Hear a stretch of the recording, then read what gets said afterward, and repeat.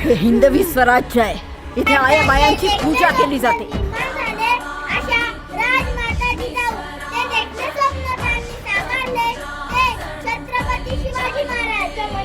स्वराज्याची कल्पना जागवली होती आणि प्रजेचे कल्याण या मूल्यांची शिकवत शिवाय प्रगती होऊ शकत नाही.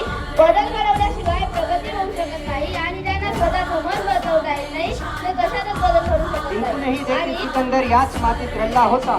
लाख मोलाचा राजा माझा 5 सुलतानी शाहीला याच महाराष्ट्राच्या मातीत लढला होता. याच महाराष्ट्राच्या मातीत लढला होता. असे थोर व्यक्तिमत्व घडवणारे राजमाता जिजाऊ यांना धास्तपणे वावरू लागल्या तर ते खरे स्वराज्य. याकरता हवे स्वराज्य. जी आऊसाहेब.